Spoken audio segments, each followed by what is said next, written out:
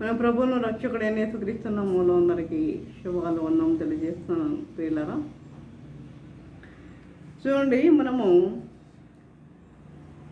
సిలువ త్యాగం గురించి ధ్యానించుకుంటున్నాం. అది పార్ట్ 1, పార్ట్ 2 ఇది కూడా మనము ధ్యానించుకుందాం. ఇప్పుడు ముందుగా దిన ప్రార్థన చేసుకుందాం. పరిశుద్ధుడ, ప్రేమగల తండ్రి, ఈ పరిశుద్ధ పాదముక్తత్వమునేవా ప్రభా తండ్రి, ఇంతకునే ప్రభా మా సజీవులు కొంచెం విధానం బట్టి నాన్న మీకు ఉన్నాం తెలియజేసుకుంటున్నాం ప్రభా.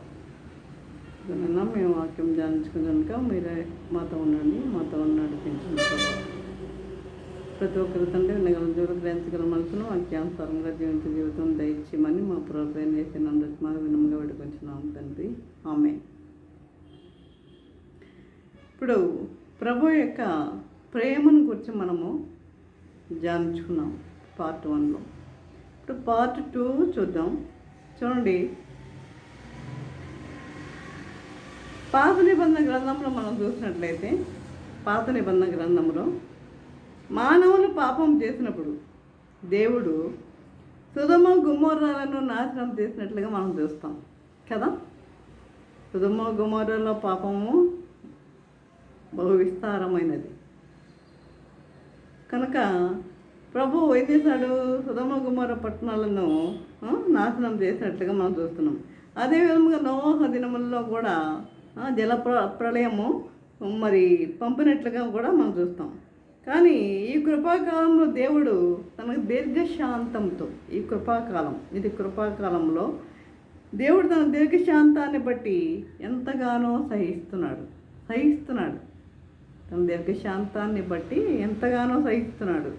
చూడండి, అపోస్తుల కార్యములు 17వ అధ్యాయం 30వ వచనం చూసినట్లయితే, అందరూ మారుమనసు పొందవల్లని కనిపెడుతున్నాడు. అందరూ మారుమనసు పొందవల్లని కనిపెడుతున్నాడు. అందరూ మారుమనసు పొందాలి, అది ఆయన యొక్క లక్ష్యం, ఆయన యొక్క కోరిక.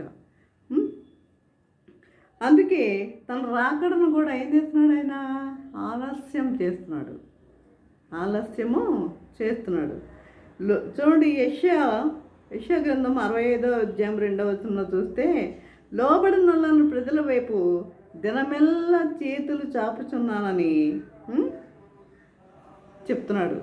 దినమెల్లా లోబడిన వాళ్ళని ప్రజల వైపు దినమెల్లా చేతులు చాపుచున్నానని యెషయా 65:2లో చెప్తున్నాడు. కాబట్టి అదే ఇర్మియా 3వ అధ్యాయం 7వ వచనంలో, ఆ మాట విననొల్లని ఎడల నేను చాటున ఏడ్చేదను అని చెప్తున్నాడు. ఆ తన మాటలు విననొల్లని ఎడల నేను చాటున ఏడ్చేదను అని కూడా చెప్తున్నాడు. ఇర్మియా గ్రంథము 3వ అధ్యాయము 7వ వచనంలో. కనుక దేవుని మాటలను విననొల్లని మానవుల హృదయ గర్వమును బట్టి ఆయన ఏడుస్తున్నాడు. గర్వం, అంతే కదా. దేవుని మాటలు వినడం లేదంటే ఏంటి అర్థం? గర్వం వల్ల వారు వినలేకపోతున్నారు, దేవునికి విధేయులుగా వారు జీవించలేకపోతున్నారు. కనుక ఆయన ప్రజల యొక్క హృదయ గర్వాన్ని బట్టి కూడా ఆయన ఏడుస్తున్నాడు. మారు మనసు పొందిన ఒక యవనస్తుని గురించి కూడా ప్రభు చెప్తున్నాడు. కాబట్టి ఈ విధముగా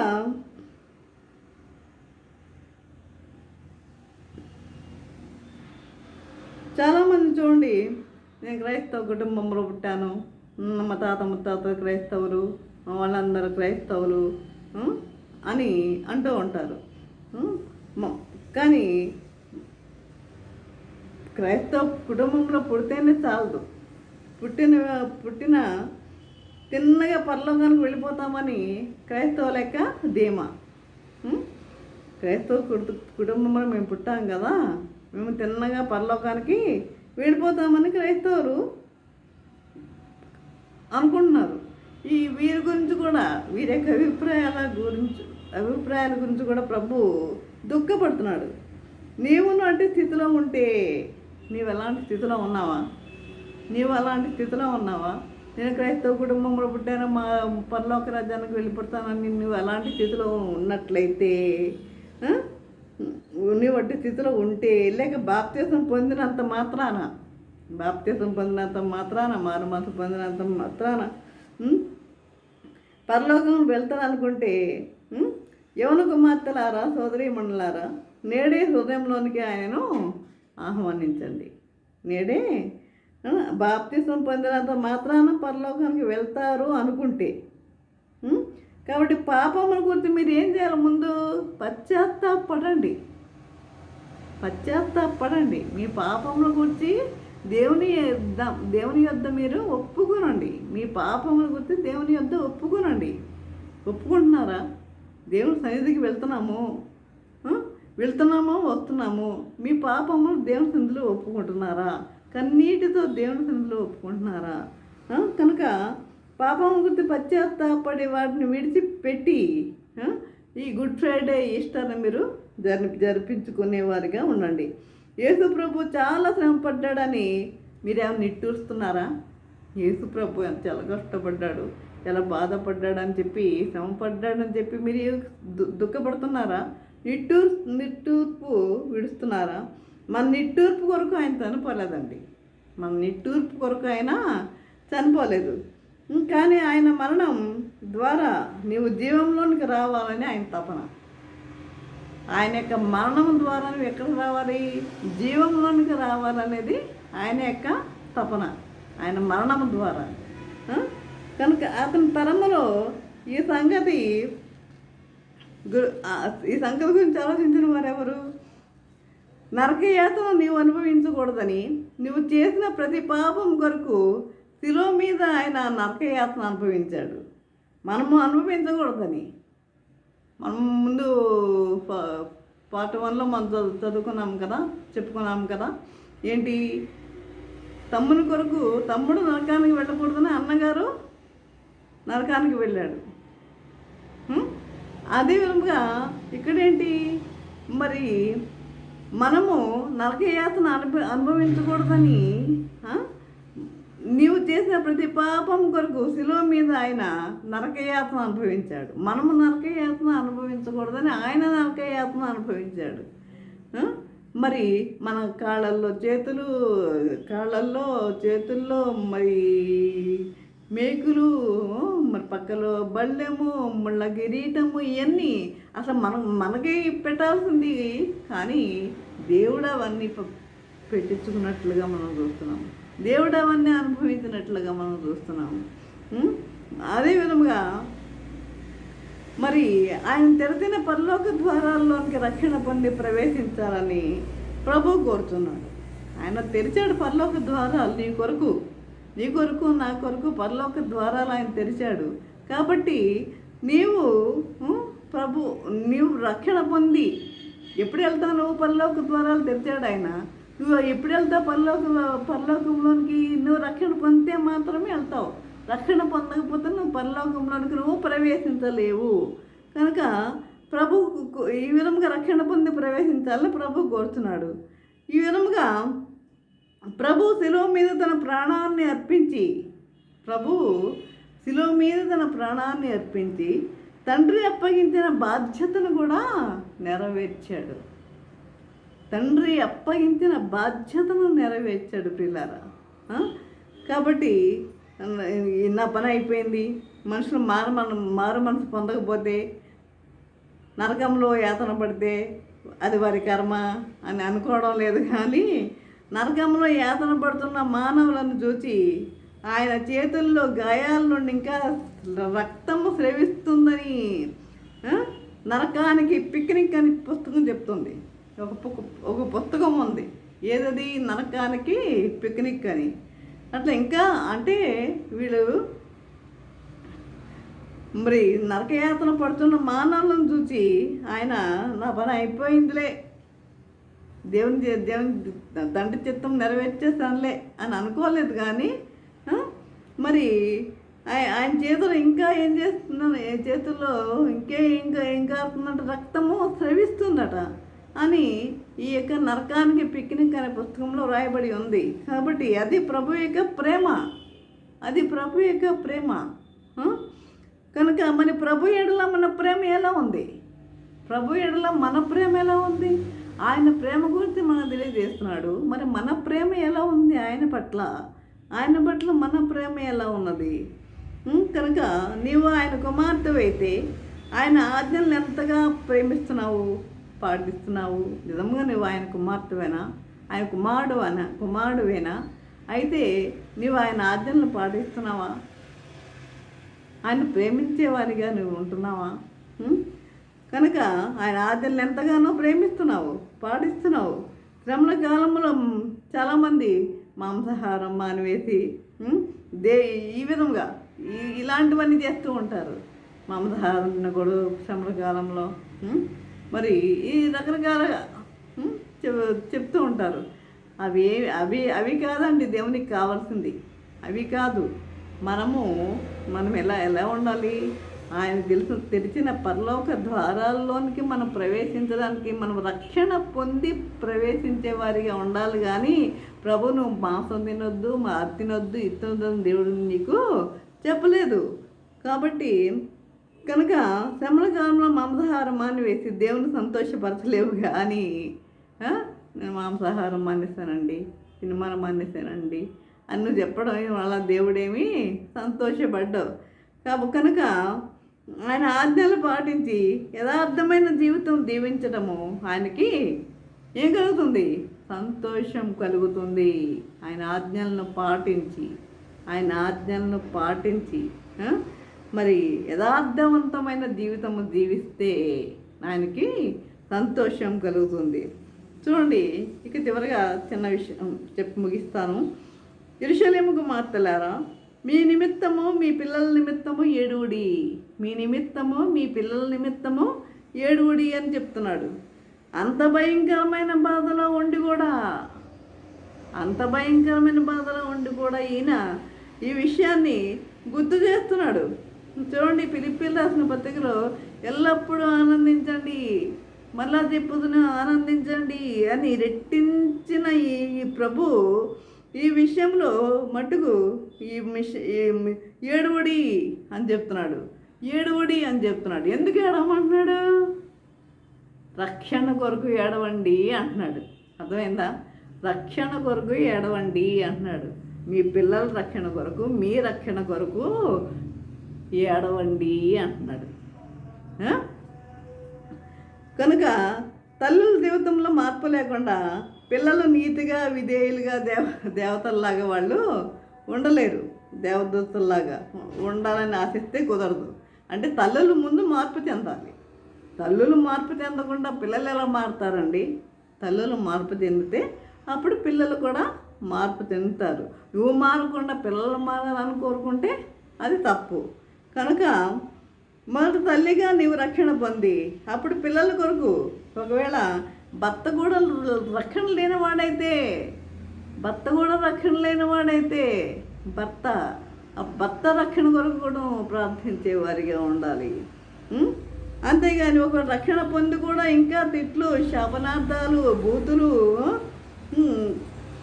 గయాళితనంతోనే జీవిస్తూ ప్రార్థన చేస్తే ఆ ప్రార్థన ఫలించదు. ఒకవేళ ఫర్ ఎగ్జాంపుల్ తాగిపోతే ఉన్నాడు అనుకోండి ఇంట్లో, ఆ తాగి వస్తాడు, ఏం చేస్తావు? నువ్వు ప్రార్థన చేసుకుంటున్నావు. తాగి వచ్చాడని చెప్పేసి ఆ శాపనార్థాలు, బూతులు ఇష్టానుసారంగా తిట్టేసేసి ఆయనకు రక్షణ కావాలని చెప్పి ప్రార్థన చేస్తే దేవుడిని ఆయనకు రక్షణ ఇస్తాడా?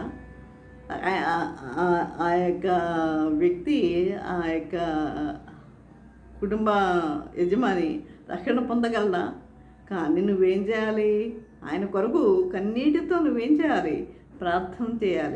ప్రార్థించాలి. నీ భర్త రక్షణ కొరకు నువ్వు ప్రార్థించు, నీ బిడ్డల రక్షణ కొరకు నువ్వు ప్రార్థించు, ఇరుగు పొరుగు వారి రక్షణ కొరకు నువ్వు ప్రార్థించు.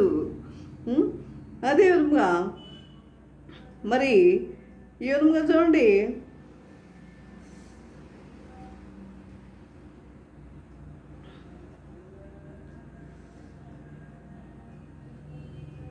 ఈ శ్రమల కాలం అని చెప్పబడి దినాల్లో ఎక్కువగా మనము ఆత్మ పరిశీలన చేసుకున్నాం. ఏంటంటే విడిచిపెట్టిన పాత స్వభావం, అసూయ, గర్వం, హెచ్చింపు, అసూయ, గర్వం, హెచ్చింపు తిరిగి తలెత్తుతున్నావేమో పరీక్షించుకుందాం. తిరిగి తలెత్తుతున్నావేమో పరీక్షించుకుందాం. విడిచిపెట్టిన స్వభావం తిరిగి వస్తే ఆయన గాయములను మనం ఏం చేసినట్లు రేపినట్లే. విడిచిపెట్టేసావు నువ్వు స్వభావం. విడిచిపెట్టిన స్వభావం మళ్ళీ తిరిగి వస్తే ఆయన గాయాలను నీవు రేపుతున్నట్లే. చూడండి పేతురు రాసిన పత్రికలో కుక్క తన వాంతికి తిరిగినట్లుగా అని రాయబడి ఉంది. కాబట్టి ఆ విధంగా కాకుండా మనము రక్షణ పొందిన తర్వాత ఇక జీవితము మరణం వరకు మనము ఆ విధంగానే జీవించాలి. కానీ మనము మన ఇష్టానుసారము మళ్ళీ మన పాత జీవితము జీవించే వారిగా మనము ఉండొద్దు. అదే చూడండి, రక్షణ లేని వారి కొరకు భారంతో ప్రార్థించమని ప్రభు తెలియజేస్తున్నాడు. ఎవరైనా రక్షణ లేని వారు ఎవరన్నా ఉన్నారా? వారి కొరకు నువ్వు భారంతో నువ్వేం చేయాలి? ప్రార్థన చేయాలి అంటున్నాడు. చూడండి, ఒక వృద్ధురాలు చెక్కతో సిలువ చేయించుకొని మోసుకెళ్ళేదంట. ఒక వృద్ధురాలు. సిలువ మోయటంటే అది కాదు. సిలువ మోయటంటే ఏంటి? క్రీస్తు కొరకు, నీ విశ్వాసం కొరకు, నీ మనస్సాక్షి కొరకు శ్రమ అనుభవించుట. క్రీస్తు కొరకు, నీ మనస్సాక్షి కొరకు నీవు శ్రమ అనుభవించుట. యోబు వల్ల నేను శ్రమ అనుభవించున్నానని అనుకోవద్దు. యోబు అనేక శ్రమను పొందాడు, కానీ యోబు వల్ల నేను శ్రమ అనుభవించున్నానని అనుకోవద్దు. అదేవిధంగా నా కోడలే నాకు సిలువ, లేకపోతే నా అత్తే నాకు సిలువ, ఈ విధంగా ఇలాంటి మరి నా అధికారి నా సిలువ అనుకోవద్దు. ఎందుకు ఒక హైందవునికి కళ యేసును స్తంభానికి కట్టి రోమా సైనికుడు కొరడాతో కొట్టుతుండెను. ఒక హైందవునికి కళ అంట ఏంటి? యేసుని స్తంభానికి కొట్టి రోమా సైనికుడు కొరడాతో కొడుతున్నాడంట. అతను ఆపడకు వీళ్ళగా కొట్టువాడు ఎవరో కాదు, తానే, మనమే ఆయనను సిలువ వేయిచున్నాము. కొట్టువాడు ఎవరో కాదు, ఎవరు? మనమే కొడుతున్నాం ఆయన్ని. ఆయన ఏం చేస్తున్నాము? ఎవరో కొట్టట్లా, మనమే కొడుతున్నాం. మనమే ఆయన సిలువ వేయిస్తున్నాం. రెండవ మారు సిలువ వేయిచున్నాం. రెండవ మారు కూడా మనము సిలువ వేయిచున్నాం. కనుక పాత జీవితంలో మనం వచ్చినట్లయితే మనం రెండో మారు కూడా ఆయనకు సిలువ వేసినట్లే లెక్క. కాబట్టి రక్షణ పొందమని దేవుని వాక్యం తెలియజేస్తుంది. రక్షణ కలిగి జీవించండి. ఈ శ్రమ దినాలలో మరి మారు మనసు కలిగి జీవించండి, రక్షణ కలిగి జీవించండి. మీ కుటుంబాన్ని మార్చుకోండి. మీ యొక్క ఇరుగు పొరుగు వారి కొరకు ప్రార్థించండి. ఈ విధంగా ఉండాలని దేవుని వాక్యము తెలియజేస్తుంది. కాబట్టి ప్రియులారా, ఈ విధంగా ప్రతి ఒక్కరు కూడా ఉండాలని ఆయన యొక్క వాంఛ, ఆయన యొక్క కోరిక ప్రియులారా. కాబట్టి ఈ విధముగా మరి ఈ సిలువ త్యాగం గురించి మనం ఈరోజు మనము ధ్యానించుకొని ఉన్నాం. కాబట్టి మరి దేవుని యొక్క ప్రేమ గురించి ధ్యానించుకుని ఉన్నాం. ఆయన మరి అదేవిధంగా మరి రక్షణ ఎలా పొందాలి, రక్షణ పొందమని కూడా మరి ప్రభు తెలియజేస్తున్నాడు. రక్షణ పొందుటకు మన పరిశుద్ధాత్మ దేవుడు సహాయం చేసి నడిపించను గాక. ఆమేన్. మేము ప్రార్థన చేసుకున్నాం. పరిశుద్ధుడ, ప్రేమగల తండ్రి, నీ పరిశుద్ధ పాదములకు స్తోత్రం దేవా. ప్రభా తండ్రి, ఇంతవరకు నేను ప్రభా నీ వాక్యం ద్వారా తండ్రి మాతో మాట్లాడిన విధానం బట్టి నాయన మీకు వందనం తెలియజేసుకుంటున్నాము ప్రభా. కదండి సిలువ త్యాగం గురించి మేము ధ్యానించుకుని ఉన్నాం నాయన ప్రభా. మరి పార్ట్ 1లో నాయన ప్రభా తండ్రి నాయన మరి నీ ప్రేమ గురించి, నీ అపారమైన ప్రేమ గురించి నాయన ప్రభా మేము ధ్యానించుకుని ఉన్నాం నాయన ప్రభా. అదేవిధంగా తండ్రి మరి పార్ట్ 2లో తండ్రి రక్షణ పొందమని తెలియజేస్తున్నాం నాయన ప్రభా. ప్రతి ఒక్కరు రక్షణ కలిగి జీవించాలని మీరు తెలియజేస్తున్నాను నేను ప్రభా. అదేవిధంగా నేను ప్రభా ప్రతి వారి కొరకు మరి ప్రార్థించే వారిగా ఉంట కృప చూపండి. ప్రతి ఇంటిలో తల్లి, బిడ్డలు, భర్త అందరూ మరి రక్షణ కలిగి ఉండాలనేది మీ యొక్క కోరిక. కాబట్టి మేము రక్షణ కలిగి జీవించే వారిగా ఉంట కొన్ని కృప అనుగ్రహించమని వేడుకొంచున్నాము నాయన ప్రభా. తండ్రి ఈ విధముగా మరి మేము రక్షణ కలిగి జీవించాలని నీ బిడ్డలుగా మేము జీవించాలని ఈ శ్రమ దినాలలోనే కాక తండ్రి మరి ఇంకా ఎప్పటికీ కూడా తండ్రి మాలో ఈ మార్పు అనేది చెదిరిపోకుండా నాయన ప్రభా తండ్రి మరి మరలా మన వెనక స్థితికి మేము పోకుండా నాయన ప్రభా మరి మేము జీవించటకు ఇక్కడ అనుగ్రహించమని నజరేయుడైన యేసు నామములో విధముగా వేడుకుంటున్నాము తండ్రి ఆమెన్.